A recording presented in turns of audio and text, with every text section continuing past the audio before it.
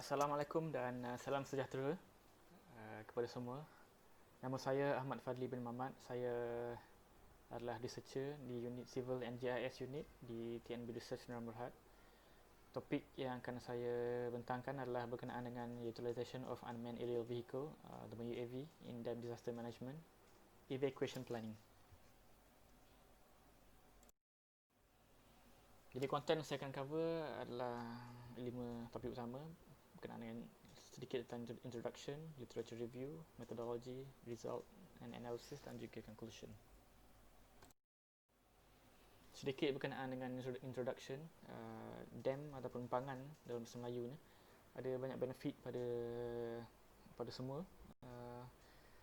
Kegunaannya antaranya kita guna sebagai water storage untuk production of hydroelectricity dan juga most importantly sebagai flood control. Hydroelectricity and juga flood control adalah penggunaan yang sama lah biasanya. Dia akan ada perlu synchronization antara dua tu. And walaupun banyak benefit pada humanity, at the same time dam also possess significant threat to human life. Ada risiko yang besar yang dibawa oleh dam, especially apabila berlaku kegagalan empangan lah. Biasanya kegagalan empangan ni berlaku bila ada natural hazard lain yang berkaitan. Contohnya macam ada earthquake, ada landslide, ada extreme environment macam extreme hujan yang menyebabkan berlaku overtopping dan sebagainya pada dam. Ini boleh menyebabkan kegagalan pada empangan lah. Gambar di bawah sebelah kiri adalah Ulu Jelai, empangan Ulu Jelai di Cameron Highland. Empangan ini dipunyai oleh TNB dan siap construction pada tahun 2016.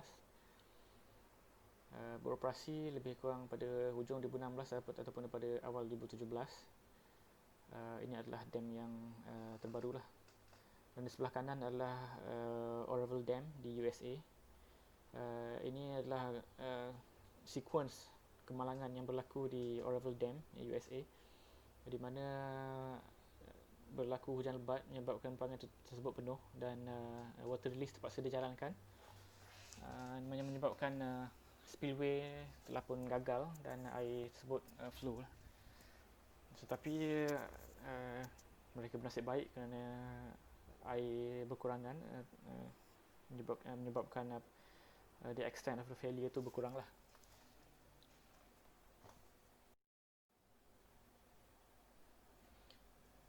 Study background. UAV adalah Unmanned Aerial Vehicle ataupun Uncrewed Aerial Vehicle ataupun kita biasa panggil sebagai drone. Dulu drone something yang uncommon, tapi sekarang drone adalah something yang very common lah.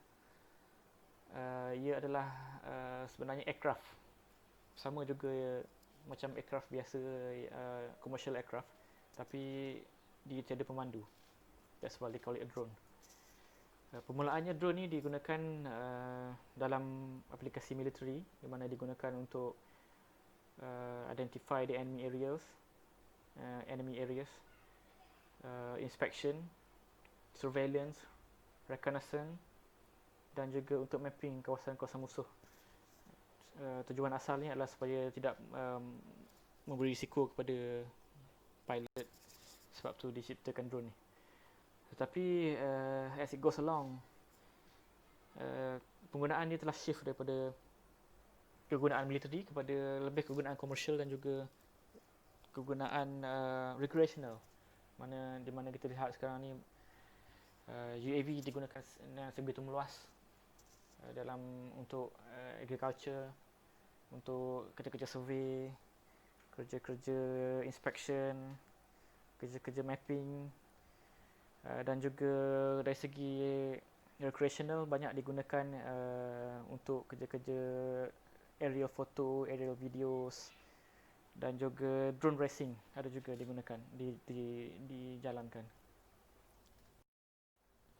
So dalam study ini saya gunakan metodologi ada 3. Yang pertama adalah aerial mapping. Saya jalankan kerja-kerja aerial mapping yang mana melibatkan proses-proses yang seperti mana yang tuan-tuan lihat di gambar ni. Ada pertama bermula dengan aerial image, image processing, initial processing, ground control point GCP, GCP, and then point cloud, dan kita finalize. Finalization final adalah 2D mapping yang kita perlukan untuk digunakan dalam disaster management ni. Dan daripada dalam metodologi ni juga kita analysis the secondary data of flood depth daripada study-study yang dijalankan sebelumnya.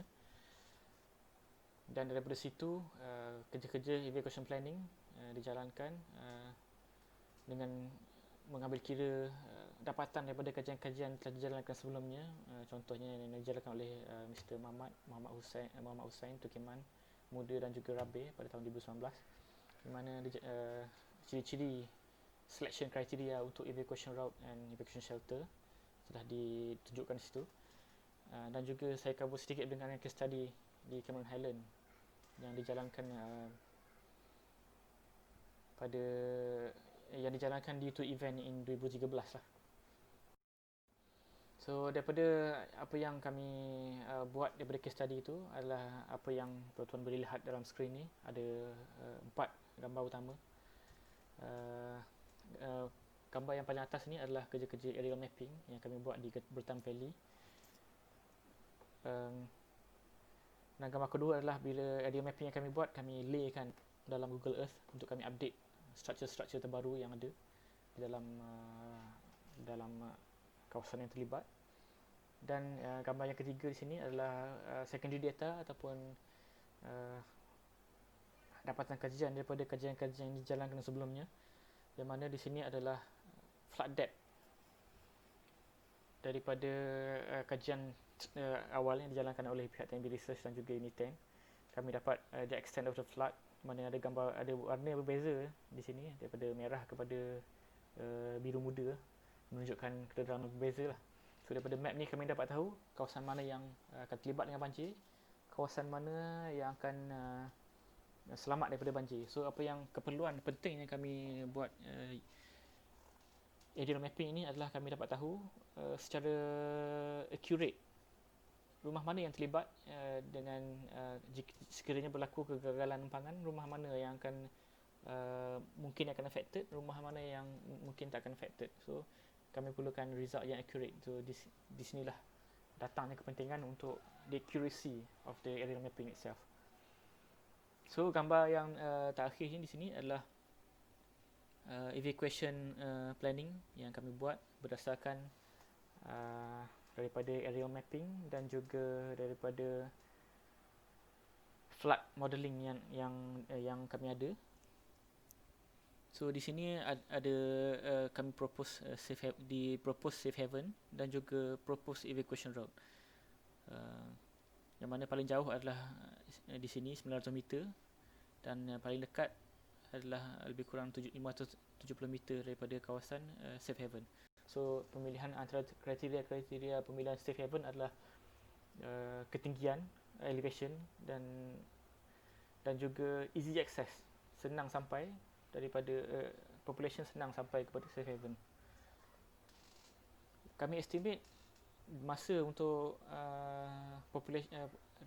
komuniti yang paling jauh lebih kurang di sini akan masa lebih kurang 12 ke 15 minit untuk sampai ke safe haven dengan menggunakan kenderaan.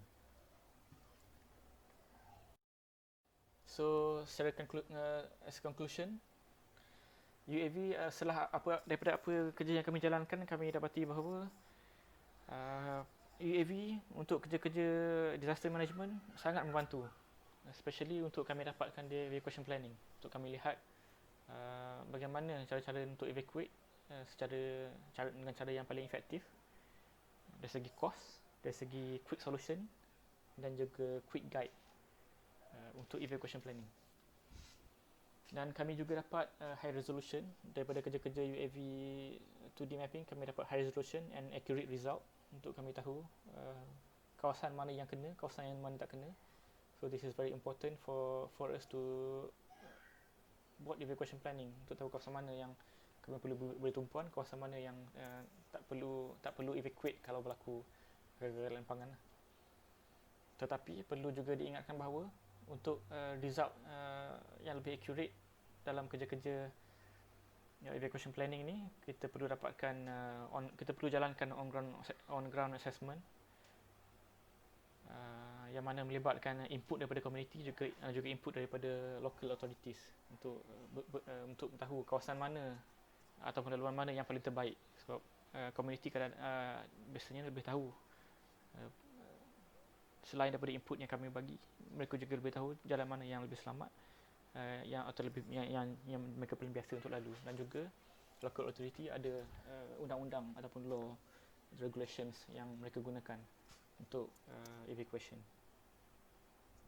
So itu saja daripada saya. Kalau ada pertanyaan boleh tanya di ruangan komen dan sebagainya. Terima kasih.